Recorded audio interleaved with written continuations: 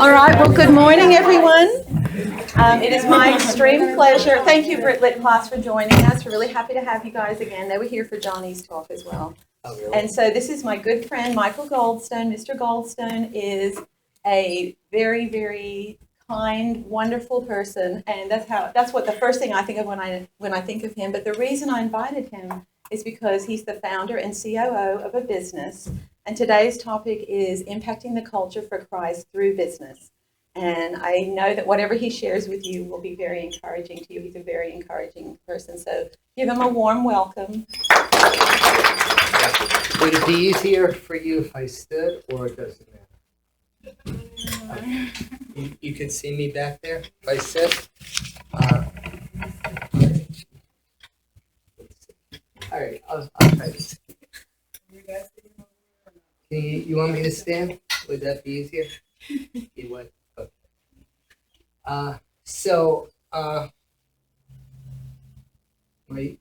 My story begins. This is probably not a good thing to say to your class, but I was in college and I wasn't really seeing a direction for my life in college. It's probably not the thing to tell a class, but I told my dad that I always had a desire to be in business. And I told my dad that I think it's time. I was a junior in college and I left college. And I asked my dad and a good friend of mine who also felt the same way. We wanted to go into business for ourselves. And my dad said, "Okay, if that's what you believe would be the best route for you, that's the route I took." Now, I'm not encouraging you guys to leave college or not to go to college. I'm just saying this is what worked out for me. I'm certainly encouraging you to get your education and go through college, because I think that's a great route for most people. It's just not for everyone. So for me, that wasn't the best route for me. So I left college, and I was and I did it with my closest friend. His name's Ron, and I was about 20 years old at the time, a little older than you guys. What's your age? 17. Okay, so I was a few years older, and I thought I was going to. The business we originally wanted to go into was the tomato business. We wanted to raise tomatoes. Actually, we wanted to have a greenhouse and raise hydroponic tomatoes. And that way, no matter what the weather was or the temperature was throughout the year, we would always have these beautiful tomatoes. That was the vision. Didn't work out, that part of it. And after we were going to do it on the West Coast, and after a few years, I'm originally from New York, and after a few years, we moved back to New York. And I got a job selling light bulbs in Manhattan, which was a big stretch for me because I had never sold anything before, and it was really, really hard. Straight commission, just going after small businesses, because the company I worked for was a very small company in New York, a lighting company, and I had a lot of conversations with God on days. I was married. I had my first child, Shauna, and living in New York, working on straight commission. He didn't give me a salary. He gave me a draw of $150 a week. Now, this was 1977, so back then, $150 a week was probably equivalent to about $400 a week. But if I didn't make the $150 a week in commission, then I owed him money at the end of the month. So 150 times 4 is 600. So if I didn't make 600 in commission, I made 500. I owed him 100 starting the next month. So it was not easy. No leads, just going from business to business, trying to sell light bulbs to these small shops and restaurants. I hated it.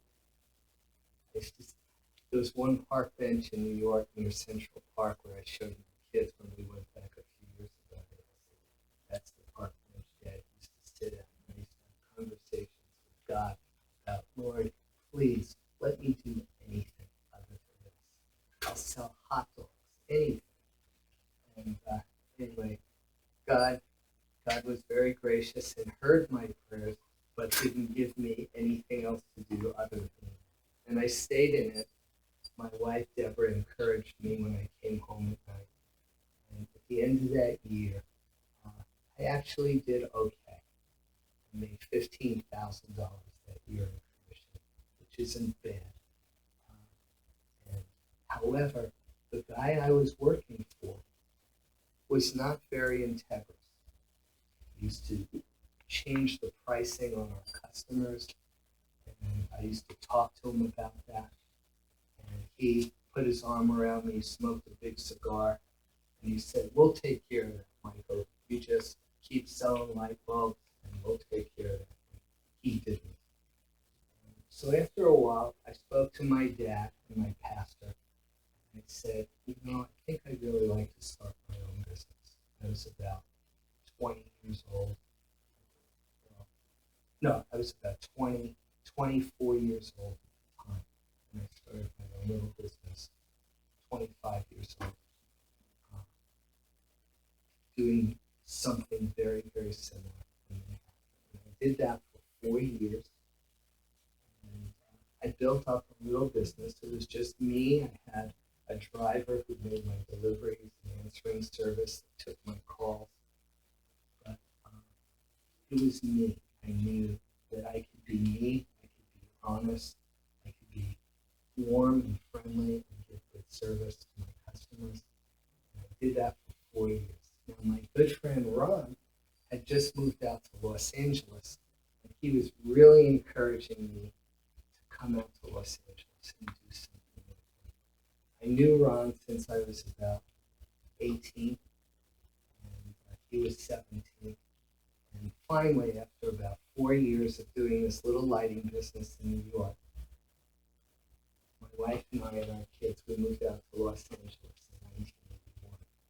And in 1982, we started a partnership. And he had like a little attic insulation business, and we were doing that for a while, but we knew it wasn't going to last because it was predicated on tax credits and low-cost financing from the utility company. But the income that was coming in, we figured, let's keep doing that. And he said to me, I know you started a lighting business in New York. Why don't we start a lighting business out here in Los Angeles? So in 1983, we had about $5,000 to invest in this business, and we named it Regency Lighting. That's all we had. Now, that seems probably a lot of money to you, $5,000. But when you're starting a business, especially today, $5,000 doesn't go too far. You can't even buy a vehicle, like a van, to make deliveries for $5,000, unless it's a used vehicle that has a lot of miles on it. So we bought some product, and we couldn't afford a vehicle to make deliveries, so we had a college kid who got out of school at noon. So from noon to 5 each day, he would make deliveries for us. So we didn't have any overhead of a vehicle. And I had a sales rep working for me on a straight commission because we couldn't afford to pay him a salary. And that's how we started in 1983. And our goal was just to make a living for our families. Now, it's now 34 years later. So God took that little seed, that little mustard seed that we planted in the ground, and all we wanted to do was make a living, make enough to support our families. God started bringing people to us and they just wanted to sell. And we said, well, we can pay you commission, but we can't give you a salary. They said, that's okay. We don't have a job. As long as it's a good company and there's opportunity for growth, we'll take it. We said, great. So one by one, we started adding people initially to our sales staff. Well, today, 34 years later, we have 6 locations. Our main office is in Los Angeles. The total amount of employees that we have for us in our 6 locations is about 350 employees. We are probably the largest lighting distributor in the country. Now, there's thousands of lighting distributors in the country. And all we do is sell lighting to commercial accounts. Accounts like Kohl's. We had Starbucks for 8 years, and then we lost them. I don't mean one Starbucks, I mean all 8,000 of them. We supply all the lighting for Disney, Disney World, Epcot, Disneyland, all their hotels, all of those light bulbs. When you go to Disney World, we're supplying. We supply all the light bulbs for a lot of retail chains that you probably buy clothes in, like H&M, Forever 21, Guess. And I can go on and on. These are the types. We supply light bulbs for the Perimeter Mall, for Cumberland Mall, for North Point Mall, for all of the Macy's stores that are from Dallas, Texas, all the way to the West Coast, Nordstrom stores, and on it goes. We have a lot of accounts. So where are your 6 locations? And is there any strategy on where you place them? Our main office is in Los Angeles. That's where Ron is still. We have a secondary office here. In Los Angeles, we probably have 180 employees. In Atlanta, we have about 75. We have one in Orlando for Disney World. See, Disney doesn't want their lighting products, when they place an order, they don't want them delivered the next day. When Disney places an order, they want them delivered the same day. So if they order at 11 a.m., they expect them there at 2 p.m. So we have to have a place right there in Orlando. It's 10 minutes away from Disney. We have a place in New Jersey that covers New York, New Jersey, and Philadelphia, that tri-state area. We have one in Dallas, Texas, and we have one in San Francisco. Those are the 6 locations. All right. So I want to talk about something. We have an acronym for our company called RISE, R-I-S-E. The R stands for relationship. The I stands for integrity. The S stands for service. And the E stands for expertise. Everyone clear on what all those 4 words mean? Relationship, integrity, service, and expertise. So I would say when we started the company back in 1983, we had a vision that we wanted to give the best service, better than anyone. Because most of our competition wasn't giving great service. They would take orders, they would ship. We would go out there, we would look at them, we would listen to their problems. If they needed it, like Disney, that day we made personal deliveries. We wanted to show them that we were going to give the best service in the lighting industry. But I want to, Karen asked me to talk about how does business interface with how we're trying to live. And I have a theory. It's called, you guys took fractions in school, right? Remember fractions? Do you remember something called the LCD? Least common denominator. That's it. Least common denominator. So I have this LCD theory. And the theory is this. The theory is that the same basic fundamental principles that operate in a very, in the most basic of all relationships, the family unit, mom, dad, brother, sister, is the same basic fundamental things that operate in business or that operate in the church. Because when you think about it, it all boils down to that. It really all boils down to that. Because sometimes we make it bigger than it is. So what am I trying to say with this LCD concept? Relationship. How do we treat one another is critical.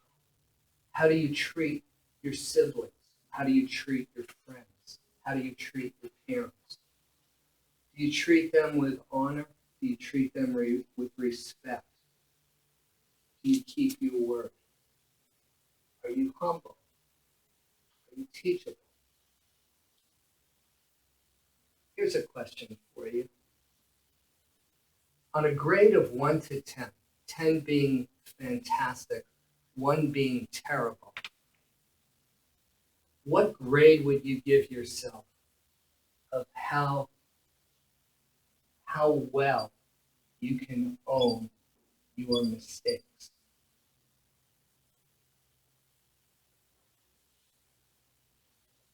If someone was saying to you, whether it would be a friend, a parent, a sibling, how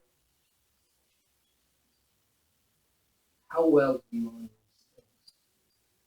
Would they give you a 3, a 5, or a 9? Because I want to learn how to own my mistakes. I don't want to make excuses. I don't want to justify. I don't want to blame someone else. I want to own it. Because you understand, that's what I try to do with our customers. That's what I try to do. That's what I try to do with my employees.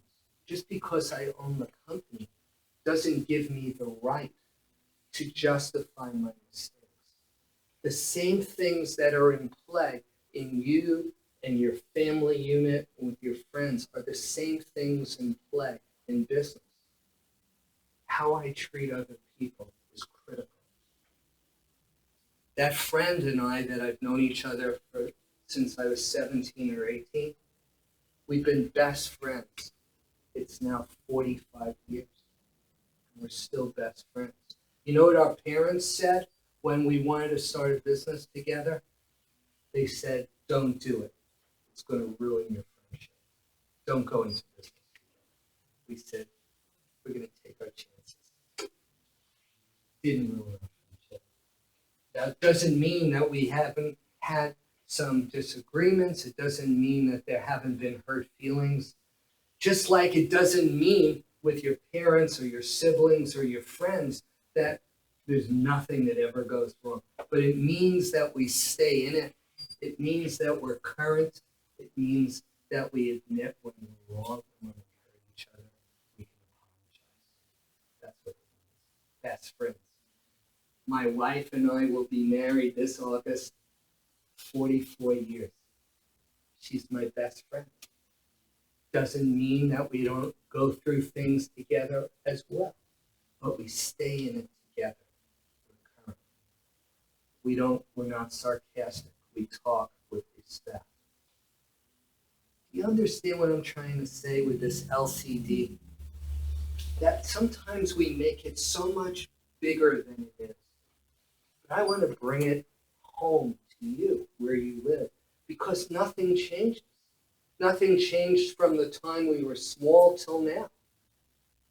That I still want to give my employees, my vendors, my customers, the same respect and honor. I want to keep my word. I say we're going to get you something there tomorrow, and tomorrow comes, and it's not, we don't have it. The manufacturer hasn't delivered it to us. What's our tendency when we find something that we do amongst ourselves where it doesn't happen? Our tendency is we get quiet and we don't say anything and we don't call the person and tell them and apologize. It's the same thing in business. Follow me? The customer is waiting, the product doesn't arrive, and we don't proactively call the customer. That's not right. What's right is, as soon as we know it's not going to be there on time, we call the customer. We say, sorry, the manufacturer didn't deliver it to us on time. Well, why not? I'm not sure, but I'll find out. I'm really, really sorry. And they might yell and scream at us. They might say, we're not going to order from you anymore. But I want to know in the integrity of my heart that I've done what I needed to do to show that customer that I was wrong or that I couldn't deliver it on time. And that's what I want you guys to understand, that you need to start practicing, and maybe a lot of you do, these principles now in your life with each other in situations that God brings into your life, because you'll have lots and lots of practice.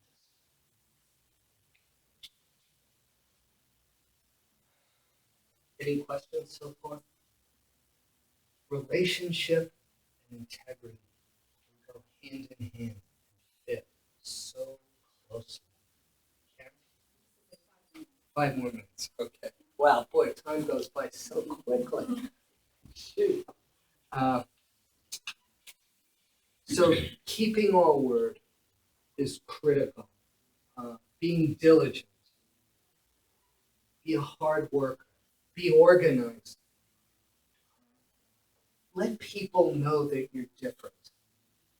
Let not your words speak for you, but let your actions speak for you. Be faithful with each task you're given to do. I remember that one of the first things I was asked to do, this was way before I even got married, someone asked me to clean a barn full of rabbit poop. It was so disgusting, but I needed the money. They weren't paying me a lot of money. And I said to myself, I want to do this as unto the Lord. And when we went into this barn, it smelled, the poop was this high. It was disgusting. And you know what? I said, when that owner of that barn comes back, I want this barn to sparkle. I want it to sparkle. So we shoveled all that stuff out. We hosed it down. We rearranged the shelves for him. We opened the windows, let the fresh air in. When he came back, he couldn't believe it was the same barn. That's what the vision that I want you to catch.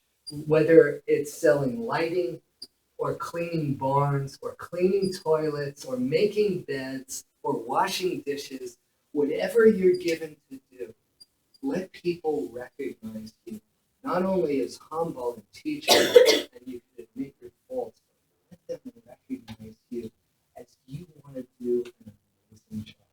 And those are the principles that I try to put into my life from the time I started to today. Look, not everyone has the opportunities that have been afforded to me with this lighting thing growing. I want to just know that everything that I've been given to do, and I want you guys to make that commitment to yourselves and to God, you'll do an excellent job. You can. You run your race with your lowest common denominator, right? You run your race with integrity, with relationship, with character, with diligence. I really believe the end, you'll succeed.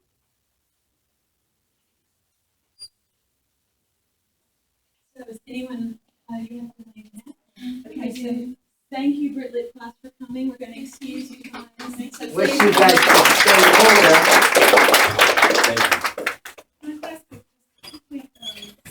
Some of our students are teaching today, so that's why we're going. But everybody else can stay, and that's great. So philosophy class, if you guys have any questions,